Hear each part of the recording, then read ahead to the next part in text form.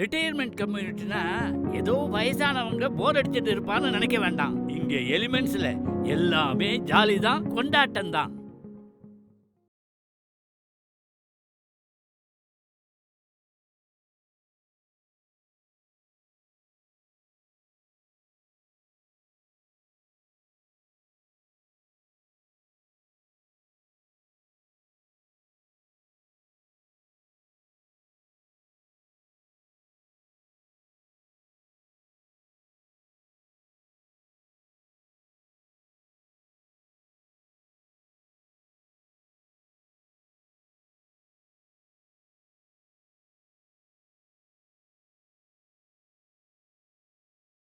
மகா பெரியவா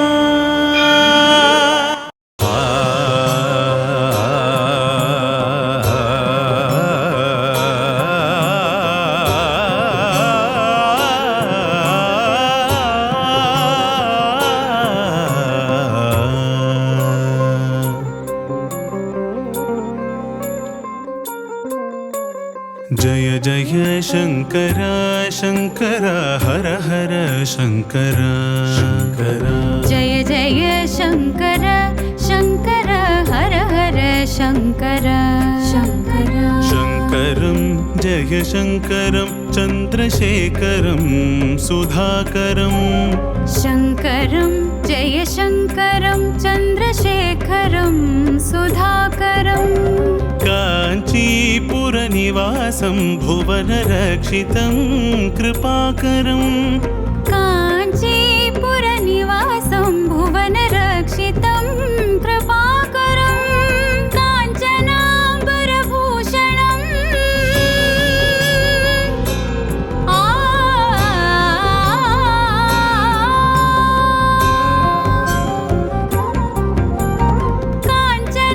काञ्चनाम्बरभूषणं भक्तपालनं दयापरं काञ्चनाम्बरभूषणं भक्तपालनं दयापरं वन्दनं कोटिवन्दनं कामकोटिज्ञानभास्करम् वन्दनं कोटिवन्दनं कामकोटिज्ञानभास्करम्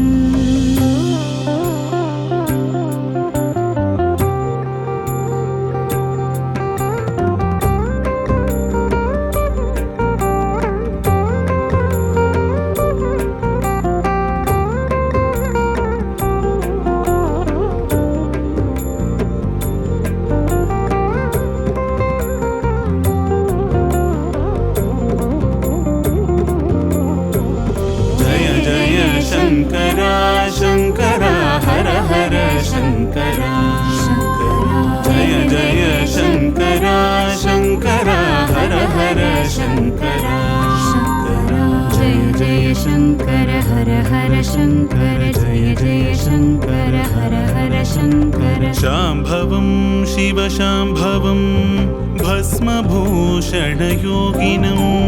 शाम्भवं शिव शाम्भवं भस्मभूषणयोगिनं ज्ञानीजनसेवितं वेदवेदान्तपरिपालनम् ज्ञानीजनसेवितं वेदवेदान्तपरिपालनं सूर्यकोटिप्रकाशम्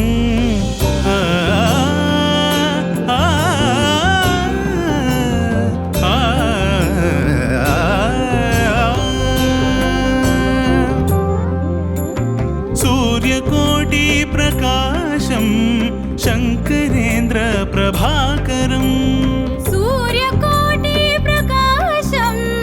शंकरेन्द्र प्रभाकरं वन्दनं कोटिवन्दनं कामकोटिज्ञानभास्करम् वन्दनं कोटिवन्दनं कामकोटिज्ञानभास्करम् जय जय शंकर शंकर हर हर शंकर जय जय शंकर शंकर हर हर शंकर शंकर शंकर चंद्रशेखर ஆதிசங்கரா.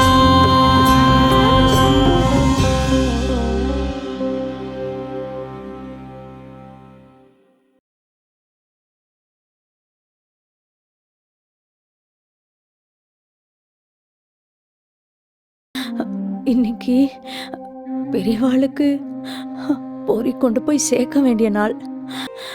இல்லை, உடம்பு இப்படி இருக்கிறச்சே இன்னைக்கே பொரிய கொண்டு போய் கொடுக்கணும்னு கட்டாயமான்னு.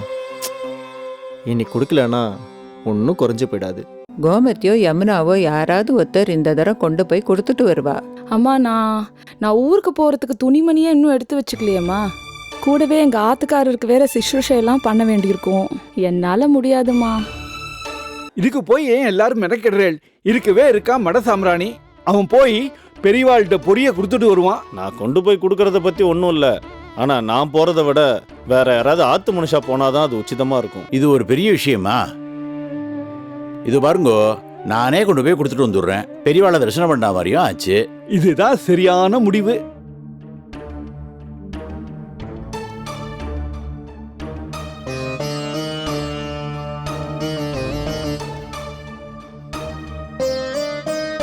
இல்லக்கா, பெரியவா சன்னிதானம் மட்டும் இல்லை, ஆத்துல இருக்கிற மூளை முடுக்கு இண்டு இடுக்குன்னு எல்லா இடத்துலயும் பார்த்துட்டேன். ஒரு எங்கேயும் இல்லை. அப்போ பொறி என்ன மாயமா மறைஞ்சு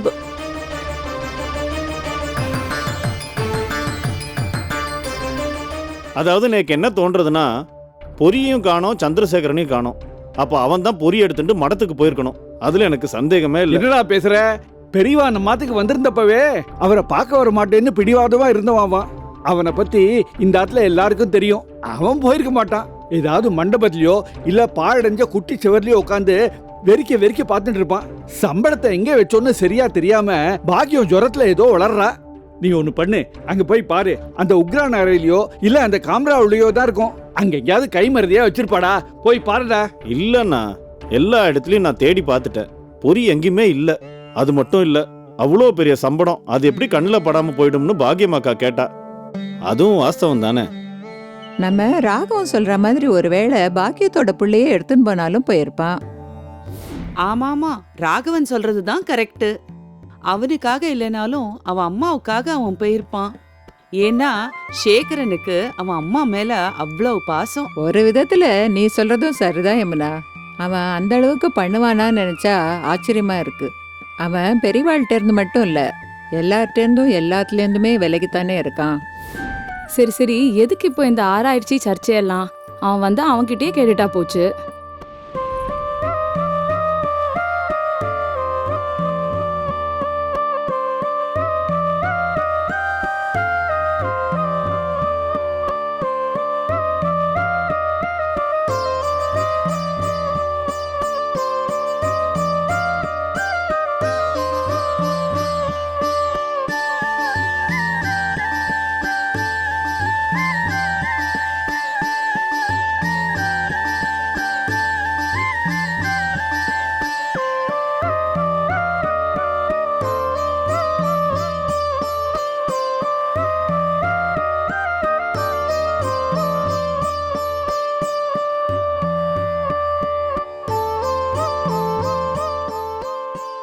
என்னடா இது அதிசயமா இருக்கு. அப்ப பொரிய நீ தான் கொண்டு போய் கொடுத்துட்டு வந்தியா? நான் என் கடமையை தான் செஞ்சேன்.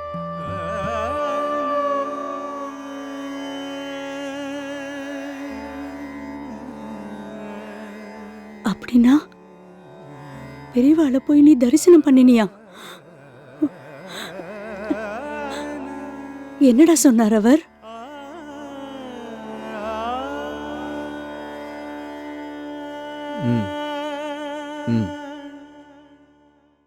நான் அங்க போனேன். அது என்னடா பேர்? அது பாபுராஜபுரம் பாலகிருஷ்ணன். அது ஒன்றும் இல்லை பிரிவா, நான் பிறந்தது பாபுராஜபுரத்தில். அதாவது அந்த கும்பகோணத்துலேயும் சுவாமி மலை போகிற வழியில் இருக்கே அந்த பாபுராஜபுரம் தானே? பெரியவாக்கு தெரியாதது ஏதாவது உண்டா? நான் ஸ்கூலில் படிக்கிறச்சே 2 பாலகிருஷ்ணன் இருந்தோம். அதை வித்தியாசப்படுத்துறதுக்காக என்னை பாபுராஜபுரம் பாலகிருஷ்ணன்னு கூப்பிட ஆரம்பிச்சா. சரி, நானும் இனிமே உன்னை பாபுராஜபுரனே கூப்பிடுறேன்.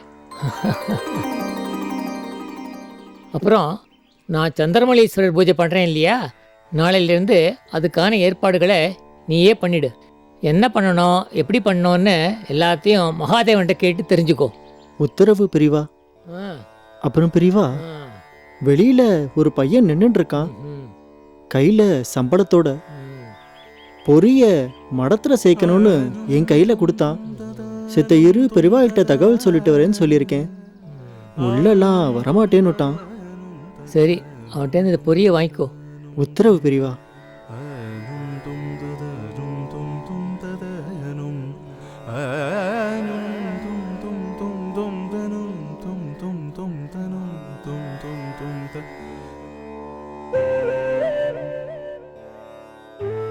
பக்கத்துல இருக்கிற பாலகிருஷ்ணன்றவன்ட்ட பொரிய ஒப்படைச்சேன். அப்புறம் திரும்பி நடக்க ஆரம்பிச்சேன். நெல்லுடா, எங்கே வந்த, எங்கே கிளம்பிட்ட?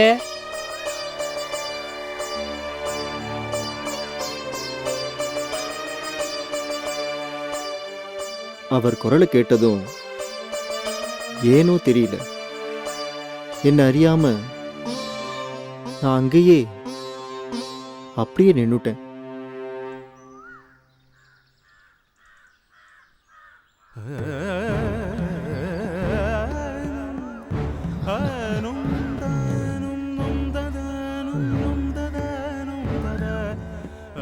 என்ன பார்க்குற? உள்ள வாடா.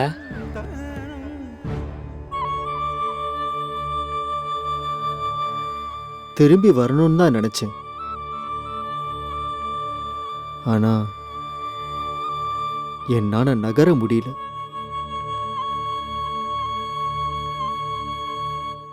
பெரியவா என்னையே உத்து பார்த்துட்டு இருந்தா. நானும் அவரையே பார்த்துட்டு இருந்தேன்.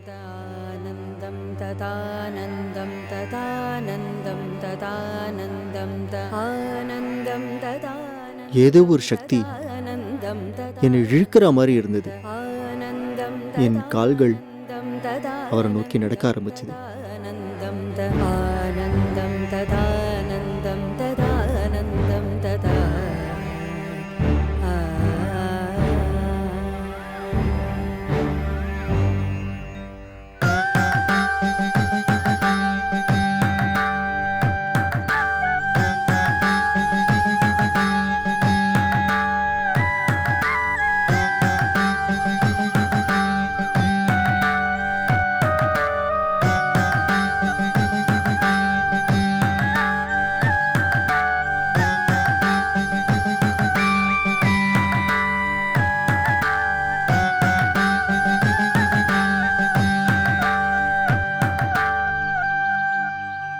பக்கத்து ரூமில் இரு, வரேன்.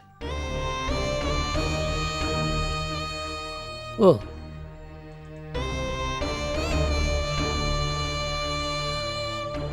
பாபராஜபுரம், இந்த பொரியை உள்ள சேர்த்துடு. உத்தரவு பெரியவா. ம்.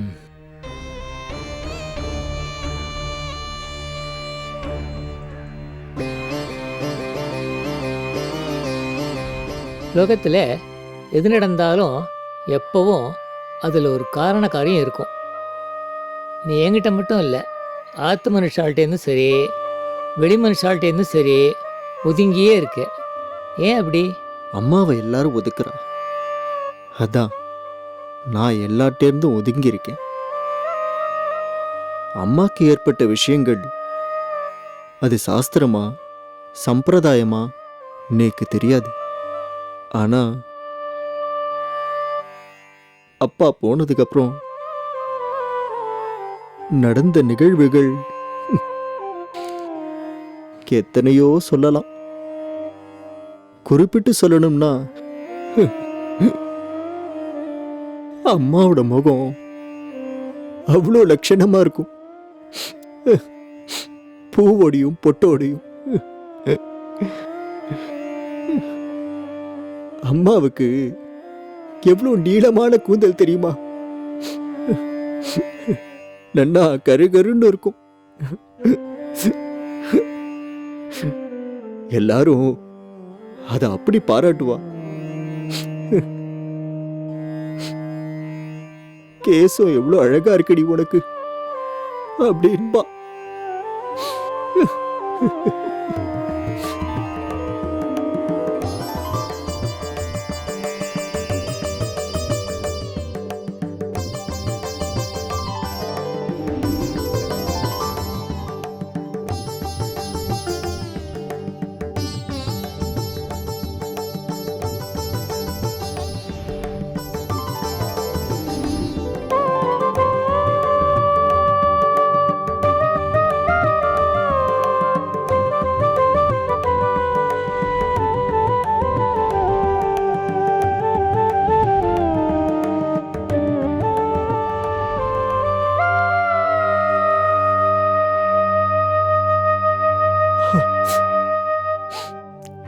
அப்படிப்பட்ட கூந்தலை மலிச்சு அப்புறம் ஆபரணம் எல்லாத்தையும் கட்ட சொன்னது, அந்த மாதிரி ஒரு உடைய கொடுத்தது, அது போராதுன்னு எல்லாரும் தூஷிச்சது.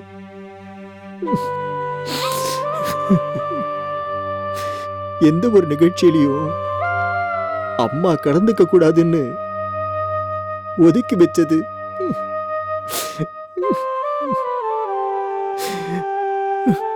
சரி, நீ சந்தி பண்றியோ? என்ன, நீ சொல்லிட்டு இருக்கிறதுக்கு சம்பந்தம் இல்லாம சந்தியாதனம் பண்றியா அப்படின்னு கேட்கறேன்னு பாக்குறியா?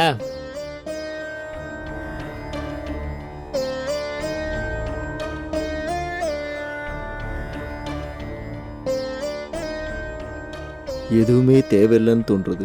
ஆக நீ சந்தியாவந்தனம் பண்றதில்ல இல்லையா?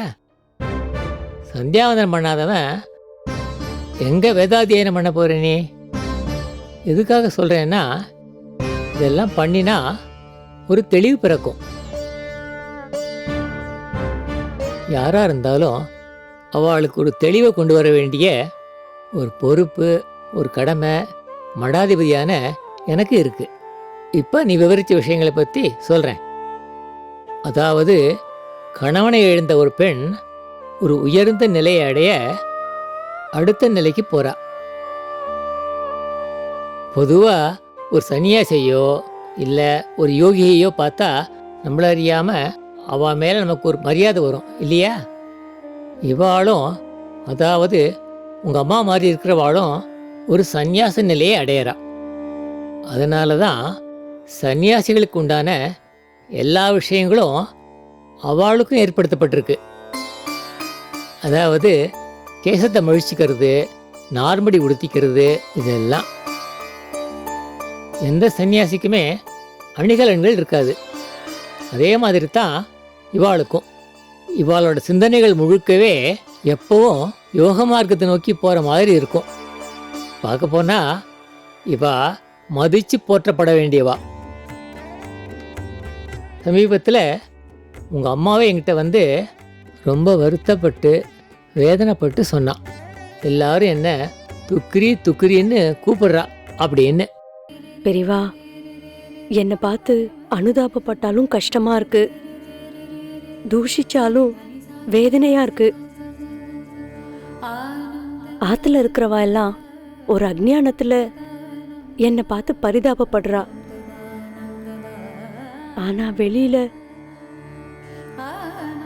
அதோ பாரு துக்ரி போறா, அதோ பாரு துக்ரி போறா அப்படின்னு என் காது பட சொல்றச்ச சில சமயம் ஏன் வாழறோன்னு இருக்கு. வாழணும், வாழ்ந்து தான் தீரணும். மற்றவாளுக்காக வாழறதுல எந்த தப்பும் இல்லை. அவளுக்காக நம்ம வாழ்க்கையை அர்ப்பணிக்கணும். பரோபகாரார்த்தம் இதம் சரீரம் அப்படின்னு தான் முன்னோர்கள்லாம் சொல்லியிருக்கா. ஆனால் மற்றவா என்ன சொல்லுவாளோன்னு அவளுக்காக நம்ம வாழ்க்கையை மாற்றிக்கக்கூடாது. அது ஒரு சரியான முடிவாக இருக்காது.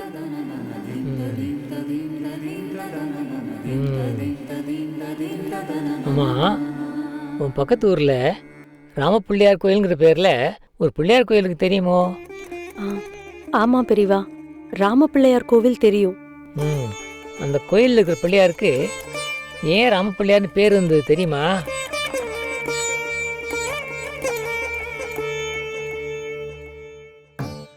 ஏன்னா அந்த பிள்ளையார் கோயிலில் தான் ராமநாம பாராயணம் நடக்கும். அதனால தான் அந்த பிள்ளையாருக்கு ராமபிள்ளையார்னு பேர் வந்தது.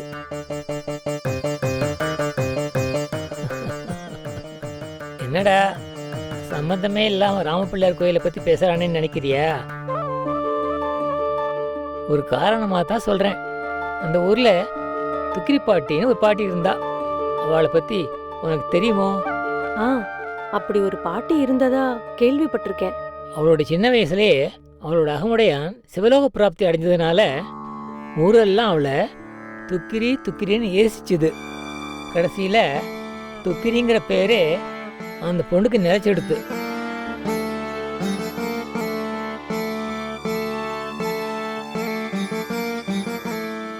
அவளும் தன் விதியின் வந்தபடி சதா சர்வ காலமும் ராமநாமத்தை ஜெபிச்சுண்டு பகவத் சிந்தனையிலேயே இருந்தா.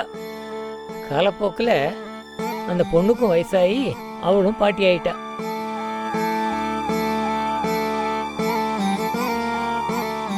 அப்பவும் ஊர்ல இருக்கிறவாள்லாம் அவளை துக்கிரி பாட்டின்னு தான் தூத்தின்னு இருந்தா. அப்படி இருக்கிறச்ச ஒரு நாள் அந்த ஊர்ல இருக்கிற ஒரு முக்கியஸ்தரோட பையனுக்கு திடீர்னு வயிற்று வலி ஏற்பட்டது.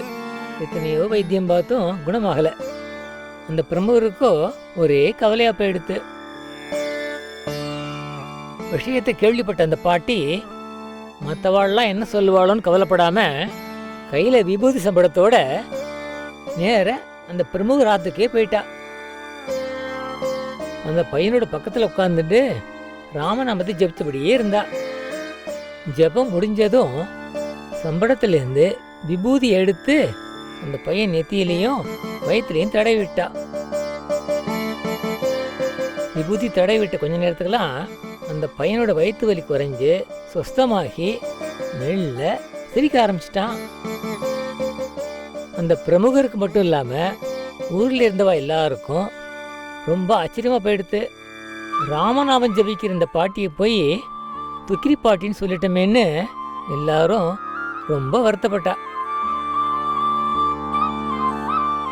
அதுக்கப்புறம் ஊர்ல இருக்கிற அத்தனை பேரும் அந்த பாட்டியை தாங்க ஆரம்பிச்சிட்டா.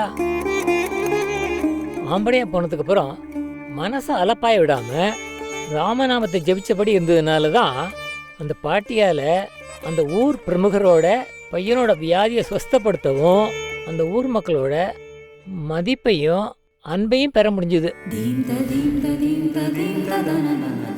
நீயும் தொடர்ந்து ராமநாமத்தை ஜெபம் பண்ணிட்டே இரு. அதை கேட்டோடனே உங்க அம்மா மனசுக்கு ஒரு சமாதானம் உண்டாச்சு. தன் நிலைய அவ புரிஞ்சுட்டா.